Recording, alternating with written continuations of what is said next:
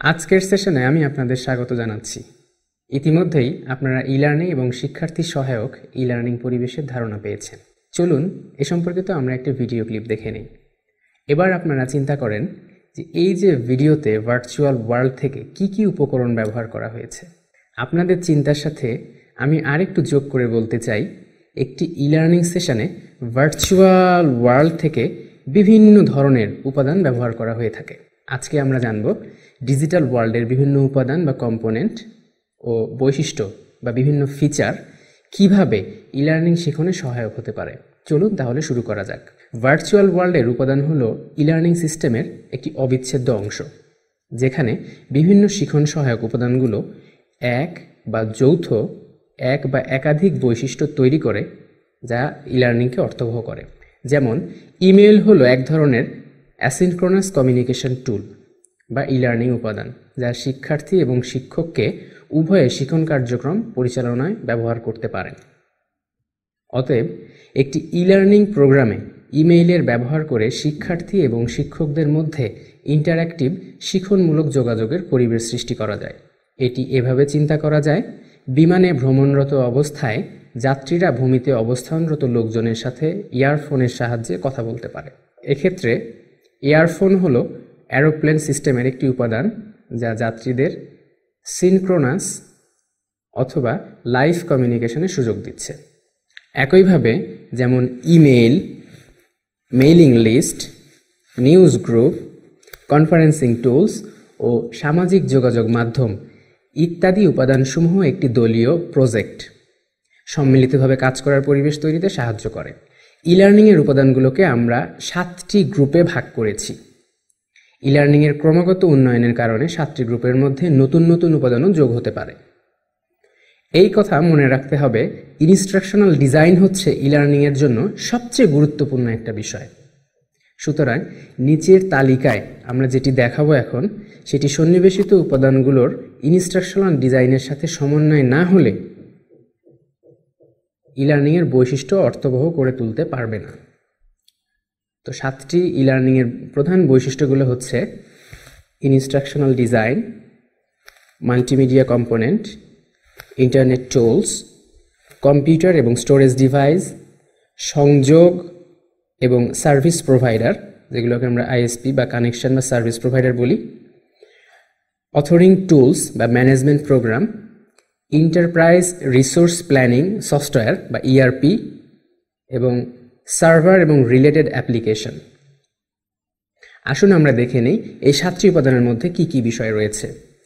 ই-লার্নিংয়ের মধ্যে রয়েছে লার্নিং এবং ইনস্ট্রাকশনাল থিওরি, ইনস্ট্রাকশনাল পদ্ধতি এবং কৌশল।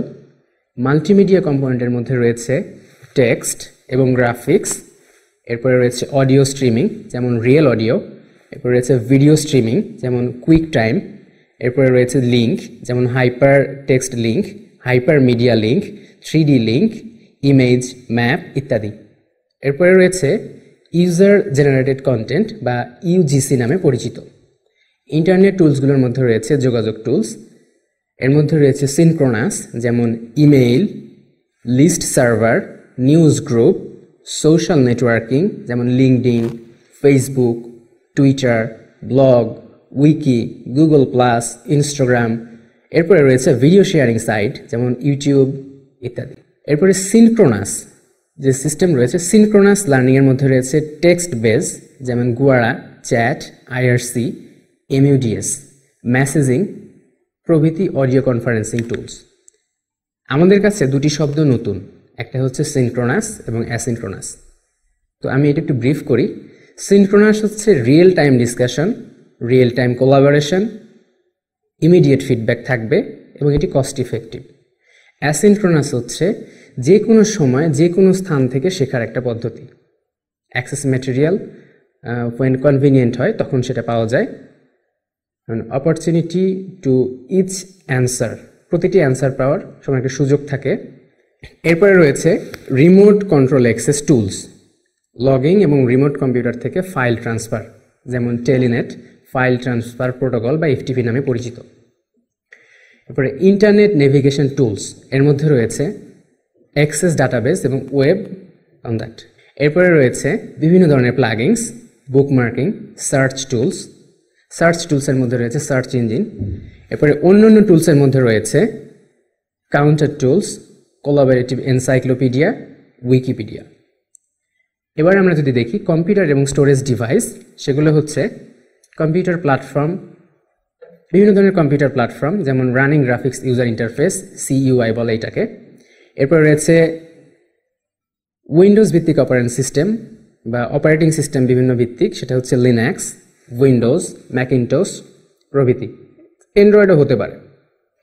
এবং জিইউআই বিহীন অপারেটিং সিস্টেম যেমন ডস, এটাও হতে পারে। আচ্ছা, মোবাইল ডিভাইস যেমন স্মার্টফোন, বিভিন্ন ধরনের হ্যান্ডেল ডিভাইস উইন্ডোজ প্ল্যাটফর্মে বেশি ব্যবহৃত হয়। এবং মোবাইলের মধ্যে আদার্স কিছু অপারেটিং সিস্টেম থাকতে পারে, যেমন modern smartphone including Google, Android, Apple, iOS, Microsoft Windows phone. এবারে যদি আমরা নেই hard drive, flash drive, CD ROMs, DVD, Google drives, docs প্রভৃতি। সংযোগ এবং service provider, connection and service provider, এর মধ্যে রয়েছে ডায়াল ইন যেমন ক্যারা, standard telephone line, ISDN, dedicated server, SDL বা digital cable modem, T2E1 line service প্রভৃতি নামে পরিচিত। এরপরে যদি আমি সংযোগের মধ্যে দেখি mobile technology, connected wireless, wireless LAN, wireless one, wireless pan প্রভৃতি ধরনের পার্সোনাল নেটওয়ার্ক এরিয়ার মধ্যে থাকবে ওয়াইফাই ডিস্টিংগুইশ প্রভৃতি। এরপরে অ্যাপ্লিকেশন সার্ভিস প্রোভাইডারের মধ্যে আছে হোস্টিং সার্ভিস প্রোভাইডার, বিভিন্ন ধরনের gateway service provider, internet service provider ইত্যাদি। এরপরে আমরা যদি দেখি অথরিং ম্যানেজমেন্ট প্রোগ্রাম, এর মধ্যে রয়েছে এন্টারপ্রাইজ রিসোর্স প্ল্যানিং সফটওয়্যার এবং স্ট্যান্ডার্ড, যেটি ইআরপি নামে পরিচিত। এর মধ্যে রয়েছে স্ক্রিপ্টিং ল্যাঙ্গুয়েজ যেমন HTML, hyper text markup language. এরপরে VRML যেটা ভার্চুয়াল রিয়েলিটি মডেলিং ল্যাঙ্গুয়েজ বলে। এরপরে XML markup language, RSS rich site summary is a text base format, a type of XML। এরপরে আছে XSL যেটা এক্সটেইনেবল স্টাইল শিট ল্যাঙ্গুয়েজ বলে। এরপরে রয়েছে XHTML extensible hyper text markup language. এরপরে CSS cascading style sheet, WML যেটা wireless markup language, JavaScript ইত্যাদি। Authoring management প্রোগ্রামের মধ্যে আরও একটি উপাদান হচ্ছে 3D ভার্চুয়াল ওয়ার্ল্ড প্ল্যাটফর্ম। এর সাথে রয়েছে লার্নিং ম্যানেজমেন্ট সিস্টেম এবং learning content management system, LMS এবং LCMS নামে পরিচিত। HTML কনভার্টার অ্যান্ড এডিটর একটি অথরিং টুলসের মধ্যে প্রযোজ্য। এরপর রয়েছে বিভিন্ন ধরনের presentation software. Authoring tools and সিস্টেমের মধ্যে রয়েছে প্রোগ্রামিংয়ের ভাষার চেয়ে ব্যবহার করা এক ধরনের সহজ টুল, যেটিকে অথরিং টুলস সিস্টেম বলা হয়ে থাকে। এন্টারপ্রাইজ অ্যাপ্লিকেশন বা এন্টারপ্রাইজ রিসোর্স প্ল্যানিং ERPর মধ্যে রয়েছে লার্নিং সলিউশনকে সমন্বয় করা হয়েছে এমন সব সফটওয়্যার। আরও একটি অথরিং ম্যানেজমেন্ট টুলস হচ্ছে integrated learning management system with our enterprise resource planning system, এই নামে একটি প্রবন্ধ রয়েছে, যাতে ডিটেলস আপনারা পেতে পারেন। সার্ভার এবং রিলেটেড অ্যাপ্লিকেশন, এটি আমাদের সপ্তম উপকরণ। এর মধ্যে রয়েছে HTTP server, HTTPD software, server side scripting language যেমন Java server pages, cloud fusion, hyper text. এরপরে রয়েছে ওয়্যারলেস অ্যাপ্লিকেশন প্রোটোকল, যেটি ওয়াপ নামে পরিচিত। এটি একটি গেটওয়ে।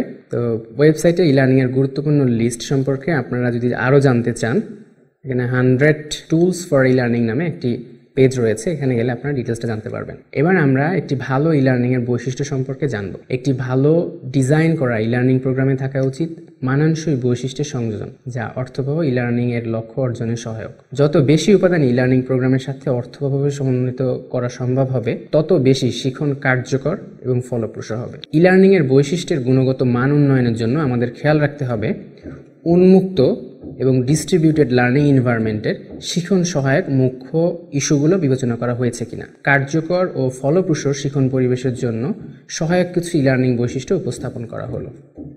আমরা যদি এটিকে একটি লার্নিং ফিচার হিসেবে চিন্তা করি, সেন্ট্রাল পয়েন্ট হিসেবে চিন্তা করি, তাহলে বিভিন্ন ধরনের ফিচারগুলো এর সঙ্গে যুক্ত থাকে, যেমন interactive, multiple expertise, collaborative learning, learner control, authenticity, online search, device distance and time independent, globally accessible, electronic, publishing, uniformity worldwide, online resource, distributed, cross-cultural interaction, convenient, self-contained, multimedial, online support, course security, environment friendly, non-discriminatory, cost effective, easy coursework maintenance, industry supported, formal and informal environment, online evaluation, open system and virtual culture.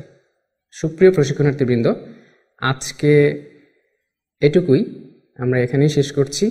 আশা করি অন্য একটি সেশনে আপনাদের সামনে আবারও হাজির হব। ধন্যবাদ সবাইকে।